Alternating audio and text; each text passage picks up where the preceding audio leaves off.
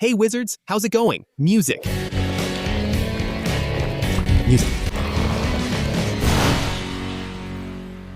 Another episode of Magia Illustrata is on air here at the Leaky Cauldron. This is the segment where I read the book Harry Potter and the Sorcerer's Stone, and exclusive illustrations appear to show the moments I'm reading here in the book. In the last episode, we read Chapter 6, and today, obviously, we're going to read Chapter 7. Thank you so much for clicking on this episode to watch this read-along with commentary. This is a reading where I not only read the book here, but I also comment on some points that I find relevant and interesting, and I hope you all are enjoying it. If you want to contribute to this series and in return receive the illustrations that appear here digitally for you to color, for you to print and color however you want, just send any amount to this QR code here, starting from the minimum amount, which I think is 6 or 10 reais. I'm not sure, but you can send it if you want, of course. If you like this series and want it to continue, because it's an expensive series, then this is a way for you to help. Be sure to include your email in the message field so I can send the illustration. Otherwise, I can't send it.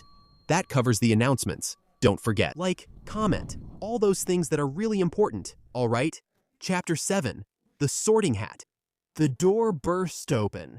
I love that word, chauffre, because when I was a kid and read Harry Potter for the first time, I was like, chauffre? What's that? But chauffre is when the door bursts open, like the door burst open. So, it flew open. It opened all at once. It opened abruptly. The door burst open, and a tall witch with black hair and emerald green robes appeared. She had a very stern face, and Harry's first thought was that she was someone you shouldn't annoy. First-year students, Professor Minerva McGonagall, said Hagrid. Thank you, Hagrid. I'll take care of them from here on. She flung the door open. The hall was so large that the entire Dursley house could have fit inside. The stone walls were lit with flaming torches, just like at Gringotts. The ceiling was too high to see, and an impressive marble staircase in front led to the upper floors. They followed Professor Minerva across the stone-tiled floor.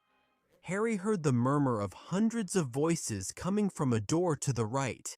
The rest of the school must already have been assembled, but Professor Minerva led the first-year students into an empty room next to the hall.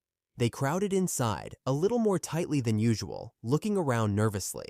One thing, an interesting detail, that I would like to comment on regarding the translation. You notice how, in Philosopher's Stone, the names of the characters that are harder to pronounce, well, not harder. But back then, right, in the year the book was released, 26 years ago, and access to information, to the internet, was completely different from what it is today. You notice that the translator tries to make it more fluid, and she uses the names that are a bit more complicated, like McGonagall or Hagrid, right? Using the first name. In the book, you see at several moments that Hagrid, in the original language, says, "You can call me Hagrid, right?" In Portuguese, he says, "You can call me Rubio," because Rubio ends up being simpler than Hagrid, right? At least in the cultural context of 2000. So you see that it's always Professor Minerva, not Professor McGonagall. And that started to change in the later books as the readers got older too. Welcome to Hogwarts, said Professor Minerva. The opening feast of the school year will begin soon. But before you sit at the tables, you will be sorted into houses. The sorting is an important ceremony because while you are here, your house will be a kind of family at Hogwarts. You will attend classes with the rest of your housemates, sleep in your house's dormitory, and spend your free time in the common room. The 4 houses are called Gryffindor, Hufflepuff, Ravenclaw, and Slytherin. Each house has its honorable history, and each one has produced extraordinary wizards and witches. While you are at Hogwarts, your achievements will earn points for your house, while your mistakes will make it lose points. At the end of the year, the house with the most points will receive the House Cup, a great honor. And I expect each of you to be a source of pride for the house you belong to. The sorting ceremony will take place in a few minutes in front of the entire school. I suggest you tidy yourselves up as best you can while you wait. Her gaze lingered for a moment on Neville's cloak, which was fastened under his left ear, and on Ron's dirty nose. Nervous, Harry tried to flatten his hair. I will come back when we're ready for you, said Professor Minerva. Please wait in silence. And she left the room. Harry gulped. But how did he sort us into the houses? Harry asked Ron. They must give us some kind of test, I think. Fred says it hurts a lot, but I think he was joking. Harry's heart gave a terrible leap. Test? In front of the whole school? But he didn't know any magic at all. What the heck would he have to do? He hadn't expected anything like that right when he arrived. He looked around anxiously and saw that the others looked terrified too. No one was talking much, except for Hermione, who was whispering all the spells she had learned very quickly, not knowing what she'd have to demonstrate. Harry struggled to ignore what she was saying. He had never felt so nervous. Never. Not even when he had to bring his report card to the Dursleys, saying they didn't know how he'd made the teacher's wig turn blue. He kept his eyes glued to the door. Any second now, Professor Minerva would return and lead him to his sad fate. Another comment I'd like to make about this part, which talks about him making the teacher's wig turn blue at the Muggle school. You know, when he was studying. Man, there's a strong chance we'll see this in the series, okay? Likely in chronological order, with him at school when this happens. Here it's just narrated, but in the series, we have the chance to actually see the scene happening. That's really cool. So, something happened that made him jump about 30 centimeters in the air. Several people behind him screamed. And another thing besides that, which I also think I even mentioned it in the video about things. Things that don't make sense in Harry Potter, right? In the books. I don't think it makes sense that wizards from wizard families don't know how the Hogwarts sorting works. Especially, it doesn't make sense that Hermione doesn't know how it works, since she devoured Hogwarts. A history and comes in talking non-stop. She looks at the enchanted ceiling and says, I read about this in Hogwarts. A history. And in the book Hogwarts, A History, doesn't it talk about the sorting hat, saying it belonged to Godric Gryffindor, and that this is how students were sorted into houses? I don't know. I think it's weird, unless there's a tradition of not telling how the sorting worked. But if it's not mentioned in the books, then we have no way of knowing if it exists, right? But also, in the epilogue, we have Harry's son talking about, what if he ended up in Slytherin? And then Harry talks about the sorting hat, right? No, the hat listened to me. I didn't want Slytherin, so it put me in Gryffindor. It's not a secret or tradition, so students should know. I know that here the book needs to create some mystery, a certain tension, like, wow, what will happen? What kind of test will it be? But I think it didn't really make sense. But this episode isn't about things that don't make sense. There's already a segment for that.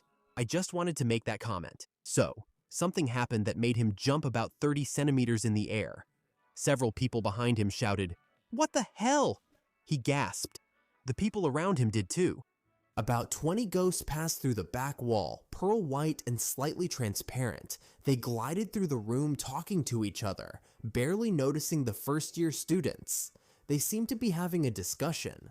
The one who looked like a chubby little friar was saying, "Forgive and forget," I would say. Let's give him a second chance. My dear friar, haven't we already given Peeves all the chances he deserved? He tarnishes our reputation. And, you know, he's not even a ghost. Wow, what are these kids doing here? The ghost, who wore a starched ruff and long stockings, suddenly noticed the first-year students. No one answered. "New students," said the chubby friar, smiling at them. "So, you're waiting to be sorted, I suppose?" Some kids nodded silently. "I hope to see you in Hufflepuff," said the friar. "It's my old house, you know? Let's get moving now," said an energetic voice. The sorting ceremony is about to begin. Professor Minerva had returned. The ghosts flew out through the opposite wall. Now, "Line up and follow me." Feeling uneasy, as if his legs had turned to lead, Harry joined the line behind the boy with straw-colored hair, and in front of Ron, and they all left the room, crossed the hall again, and went through the double doors that led to the Great Hall. Harry had never imagined a place so different and splendid. It was lit by thousands of candles that floated in the air above 4 long tables, where the other students were already seated, and the tables were set with golden plates and goblets. At the other end of the hall, there was another long table where the teachers sat. Professor Minerva led the first-year students there, so that they stopped in a line in front of the others, with the teachers behind them.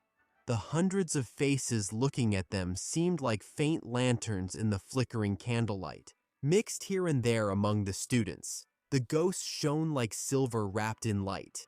Mainly to avoid the stares fixed on them, Harry looked up and saw a velvety black ceiling sprinkled with stars. He heard Hermione whisper, "It's enchanted to look like the sky outside. I read it in Hogwarts. A history."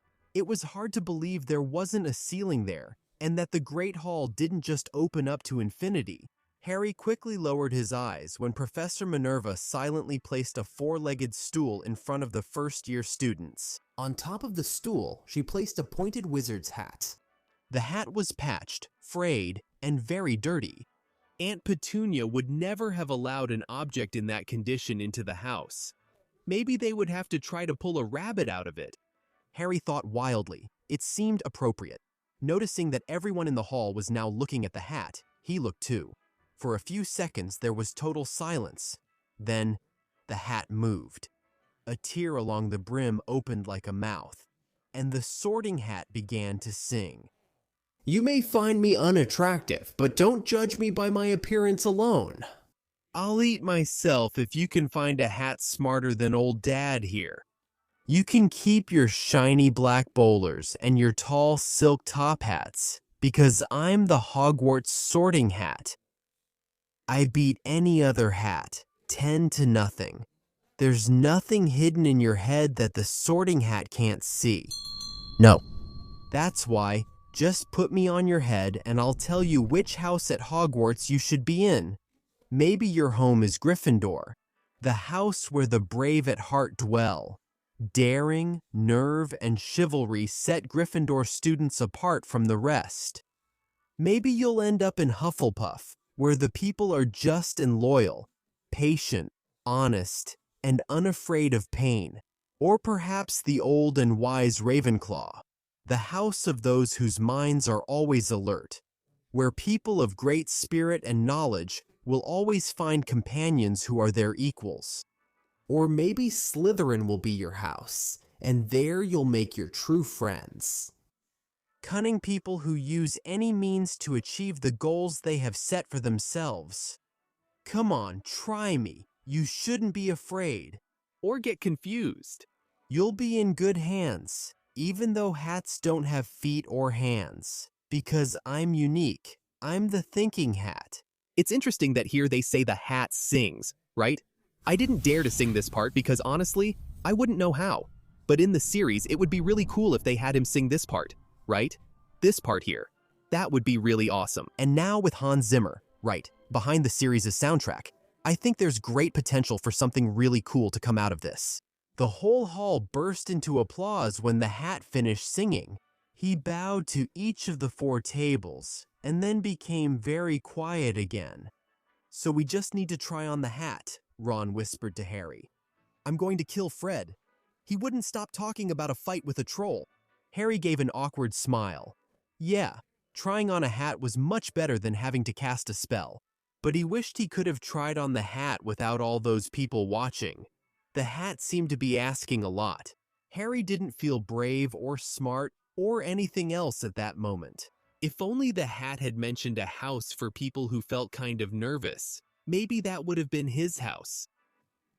I relate to Harry, man. Then Professor Minerva stepped forward, holding a long roll of parchment. When I call your names, you will put on the hat and sit on the stool to be sorted. Hannah Abbott. A rosy-faced girl with blonde pigtails stumbled out of the line, put on the hat which slipped down right over her eyes, and sat down.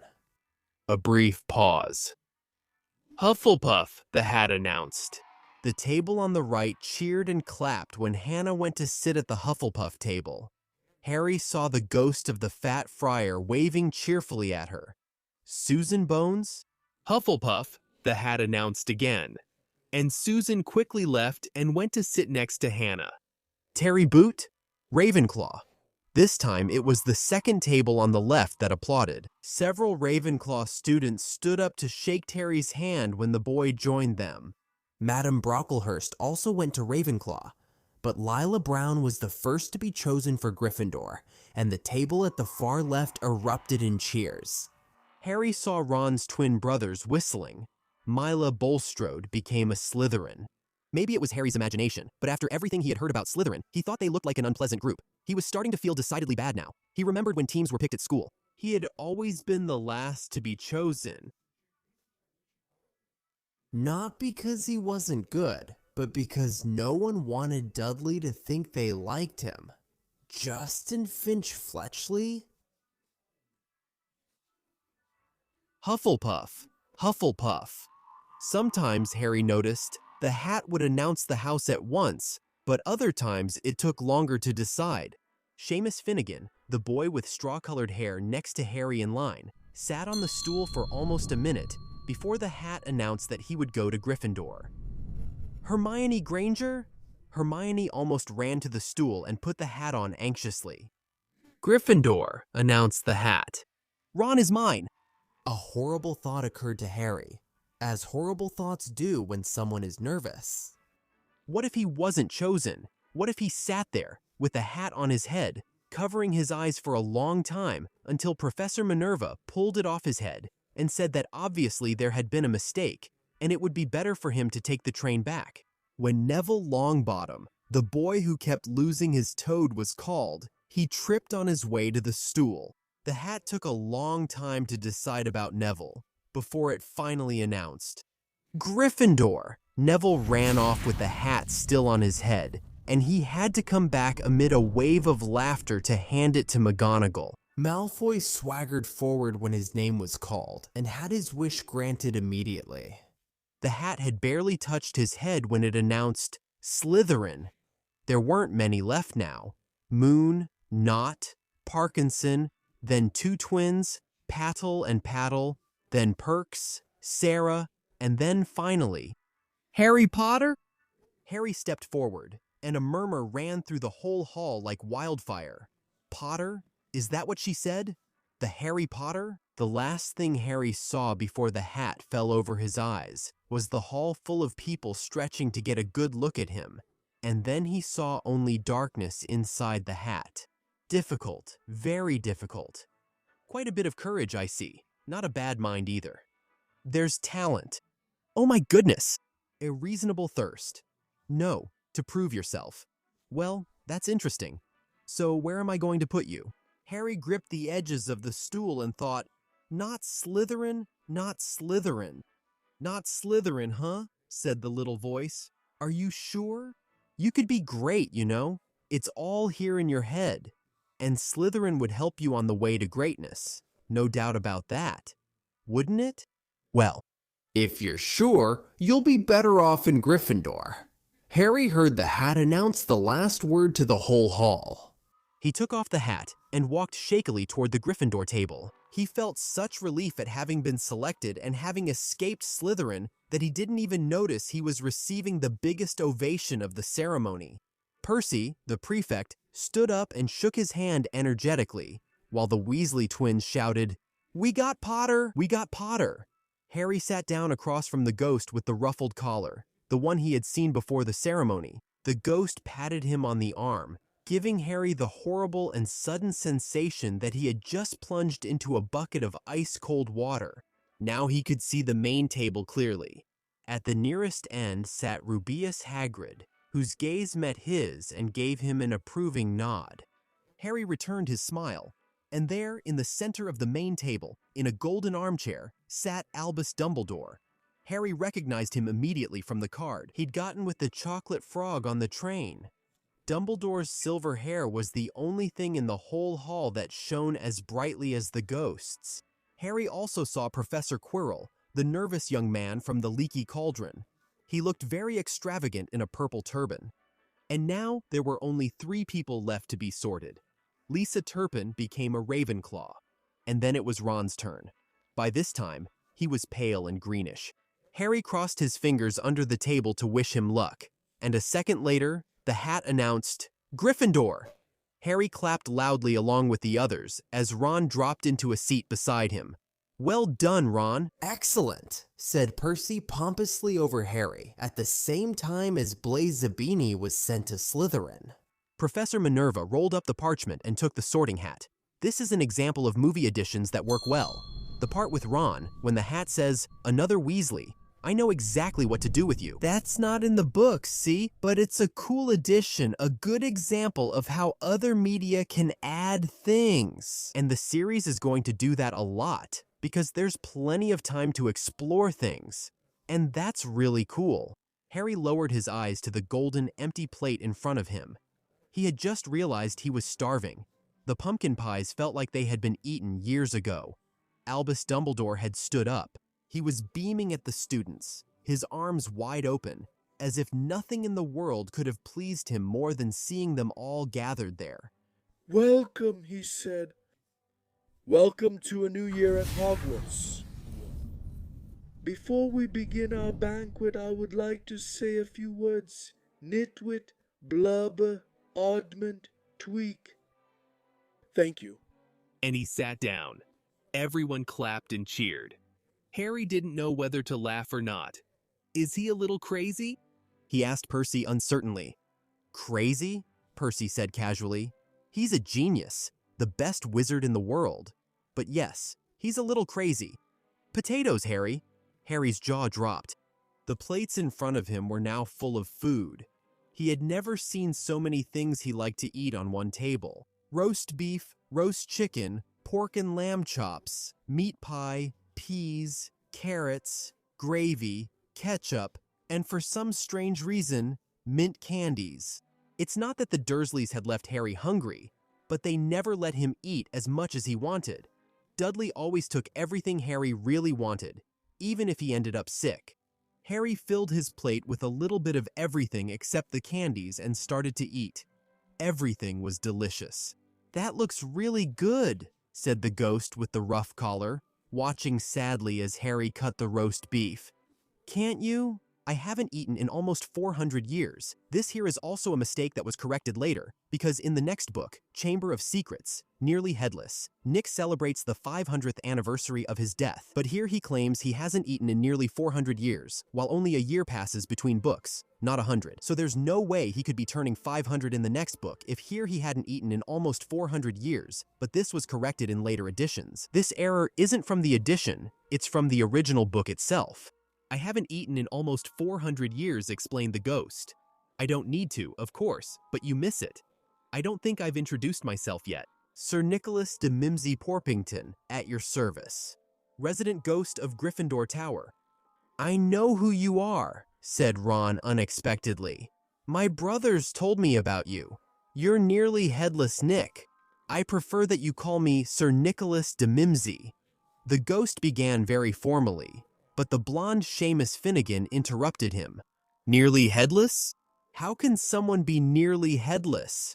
Sir Nicholas looked very annoyed, as if this little conversation wasn't going the way he wanted.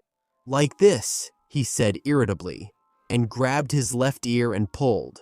The whole head swung out from the neck and flopped onto his shoulder, as if it were held on by a hinge. It was obvious that someone had tried to decapitate him, but they hadn't done the job properly. Satisfied with the boys' astonished faces, Nearly Headless Nick pushed his head back onto his neck, coughed, and said, "So, new Gryffindor residents, I hope you'll help us win the House Cup this year. Gryffindor has never gone so long without winning the cup. Slytherin has won for the past 6 years. The Bloody Baron is becoming almost unbearable. He's the ghost of Slytherin." Harry glanced over at the Slytherin table and saw a horrible ghost sitting there. Glassy eyes, a very thin face, and robes stained with silver blood. He was sitting next to Malfoy, who Harry was pleased to see didn't look very happy with the seating arrangement. "How did he get covered in blood?" asked Seamus, very interested. "I never asked," Nearly Headless Nick replied politely. After everyone had eaten all they could, the leftovers vanished from the plates, leaving them as clean as at the beginning. Soon after, desserts appeared. Blocks of ice cream, of every flavor you can imagine. Apple pies, caramel tarts, chocolate eclairs, jelly-filled donuts, fruitcakes with wine syrup, strawberries, jelly, rice pudding. Wow, now I really feel like eating rice pudding. When Harry helped himself to the caramel tarts, the conversation turned to families. "I'm half and half," said Seamus. "My dad is a muggle." My mom didn't tell him she was a witch until after. They got married. He was terribly shocked. The others laughed. And you, Neville? Asked Ron. Well, my grandmother raised me and she's a witch, but the family thought for years that I was all muggle. My great-uncle Olg was always trying to catch me off guard, and they tried to force me to use magic. He pushed me off the edge of a dock once and I almost drowned, but nothing happened until I turned 8 years old. My Uncle Olg came to have tea with us and had me hanging by my heels out of a first-floor window. When my great-aunt Anle offered me meringue, he accidentally let me go, but I floated gently down to the garden and the road. Everyone was really pleased. My grandmother cried with happiness, and you should have seen their faces when I got into Hogwarts. They thought I wasn't magical enough to get in, you know. My Uncle Olg was so happy that he bought me a toad. On Harry's other side, Percy and Hermione were talking about the classes. And I hope they start soon. There's so much for us to learn. I'm really interested in transfiguration, you know? Turning one thing into another. Of course, they say it's very difficult, and you start slowly. Matches into needles and small things like that. Harry, who was starting to feel warm and sleepy, looked again at the main table. Hagrid was taking a big gulp from his goblet. Professor Minerva was talking to Professor Dumbledore. Professor Quirrell, with that ridiculous turban, was talking to a professor with black, greasy hair, a hooked nose, and sallow skin. It happened very suddenly. The gaze of the professor with the hooked nose passed over Quirrell's turban and fixed on Harry's eyes, and a sharp, hot pain shot across Harry's forehead. Harry put his hand to his forehead. "What is it?" Percy asked. Nothing. The pain was gone as quickly as it had come. It was harder for Harry to shake off the feeling he had under the professor's gaze. A feeling that he didn't like Harry at all. "Who's that professor talking to Professor Quirrell?" he asked Percy. "You already know Quirrell, huh?" No wonder he looks so nervous. That's Professor Snape. He teaches potions, but that's not what he wants. Everyone knows he's after Quirrell's job. Snape knows a lot about the dark arts. Harry watched the professor for a while, but Snape didn't look his way again. Finally, the desserts disappeared as well, and Professor Dumbledore stood up once again. The hall fell silent. Just a few more words now that we've eaten and drunk. We have some start-of-term notices for you. First-year students should note that it is forbidden to walk in the forest on the grounds, and some of our older students would do well to remember this rule. Dumbledore's twinkling eyes flashed in the direction of the Weasley twins. Mr. Filch, the caretaker, asked me to remind everyone not to do magic in the corridors during class breaks. The Quidditch tryouts will be held in the second week of classes. Anyone interested in joining their house team should see Madam Ruth. And finally, I must warn you that this year, the third-floor corridor on the right side is forbidden to anyone who does not wish to die a very painful death. Harry Hill, but I was one of the few who did that. He's not serious, someone whispered to Percy. He must be, Percy replied, frowning at Dumbledore. It's strange, because usually he always tells us the reason why we're forbidden to go somewhere. The forest is full of wild animals. Everybody knows that. I think he could have told the prefects at least. And now, before we go to bed, let's sing the school song, exclaimed Dumbledore. Harry noticed that the other teachers' smiles had faded. Dumbledore made a small wave with his wand, as if he were trying to shoo away a fly at the tip, and a long golden ribbon appeared in the air, fluttered above the tables, and curled like a snake forming words. Let's each choose our favorite song, Dumbledore invited. Hila! Here we go. And the school sang out loudly, Hogwarts, Hogwarts, Hogwarts, Hogwarts, please teach us something. whether we are old and bald or young with scraped knees. Our heads are in need of interesting ideas, for they are empty and full of air, dead flies, and bits of fluff. Teach us what is worthwhile. Help us remember what we've forgotten. Do your best, and we'll do the rest. We will study until our brains melt. Did you like my performance? It was terrible because this song has no rhythm. Only the beginning is recognizable from the movie, right? Hogwarts, Hogwarts, Hogwarts. Dear Hogwarts, please teach us. But in English, it rhymes more, so it's easier to do. Anyway, since everyone can sing it their own way, as Dumbledore himself said, this was my way of singing. If you didn't like it, you can sing it your own way at home, okay? Okay, thanks. Everyone finished the song at different times, and in the end, only the Weasley twins were left singing alone to the sound of a slow funeral march. Dumbledore conducted the last verses with his wand, and when they finished, he was one of those who applauded the loudest. The song, he said, wiping his eyes. a magic that transcends all that we do here. And now time to sleep. Move along, go. The new Gryffindor students followed Percy through the groups who were talking. They left the main hall and went up the marble staircase. Harry's legs felt like lead again, but only because he was very tired and full. He was too tired even to be surprised that the people in the portraits along the corridors whispered and pointed as they passed. Or that twice, Percy had led them through doorways hidden behind sliding panels and hanging tapestries. They climbed several more staircases, yawning and dragging their feet, and Harry began to wonder how much farther they had to go, when, suddenly, they stopped.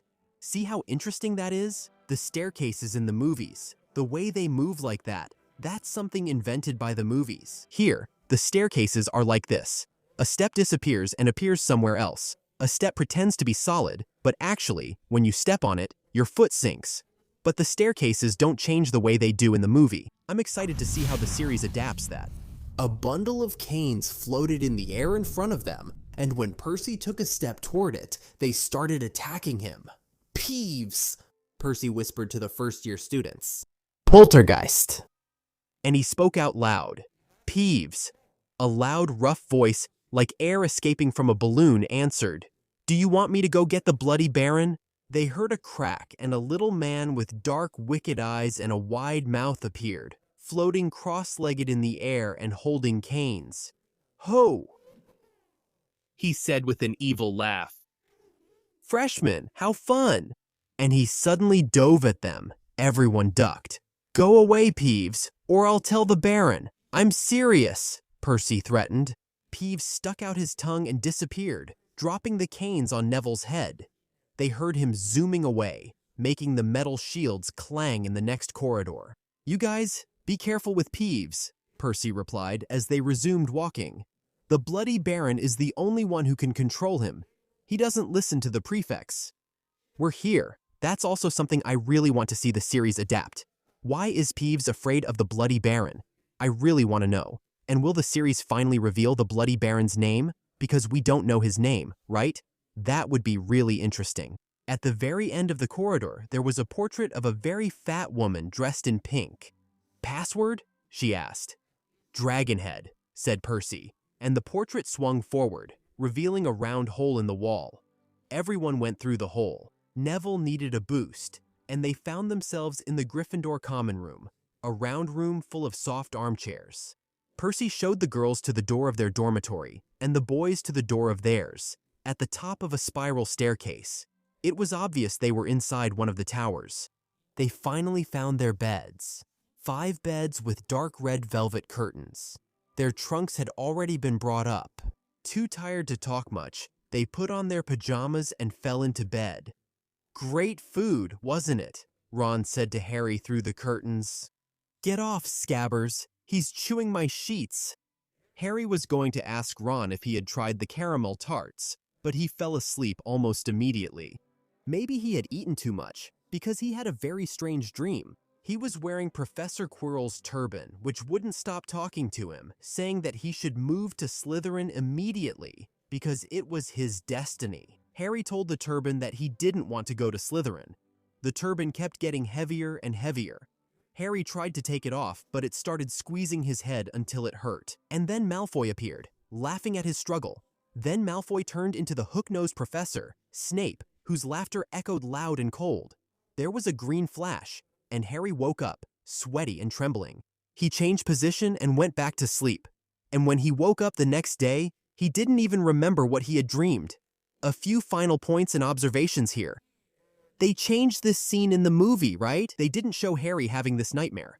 But I liked what they did in the movie, because that scene of Harry sitting by the window, petting Hedwig, gives such a good feeling of Harry finally finding himself, after coming from such a hard life with the Dursleys. And there, all of that was real, and he had a great journey ahead of him, full of mysteries that he obviously didn't know about. But he was happy, for the first time, genuinely happy. So that scene really captures Harry's essence very well. And then, having said that, I would like to see him actually have that nightmare in the series. I don't know if it really adds anything to the narrative that makes much of a difference. It really doesn't make that much of a difference. But it's cool to see how that already stuck in his mind in some way, you know? And also because this nightmare, this little nightmare, actually gives some hints, right? About the future. Anyway, this was the reading of Chapter 7 of Harry Potter and the Sorcerer's Stone. I hope you enjoyed it. Remember that if you want to receive the illustrations from this episode digitally, so you can print and color them however you want, just contribute through the QR code that appears here. Don't forget to leave your email, because otherwise I can't send you the illustration. This is very important. You need to leave your email, and I'll see you in the next episode. Bye from the Leaky Cauldron in the next episode of Illustrated Magic. Thank you so much to all of you who follow this series, who enjoy this series, who are always asking me when the videos take too long, when the next one is coming out, asking me not to give up. There are so many beautiful, wonderful comments. Like, every episode that's come out already has more than 3,000 comments, you know? It's really cool. You guys are amazing, and I'm loving making this series. For me, it's an adventure to get into different characters and try to do some voices. I know that my vocal range isn't that big or varied. And some voices I even end up making sound similar. I try to vary the way I speak more, you know, to give the character a little something extra. But I'm not a voice actor. I'm not an actor or anything like that. I just like to read and tell stories, so I think it's fun to do this. I'm looking forward to more dialogue from Peeves, as I imagine him. He has a really haunting, high-pitched, and sarcastic voice, you know? So, that's it, guys. Thank you for watching up to this point. Thanks. I'll see you in the next episode of The Leaky Cauldron, and until then, mischief managed.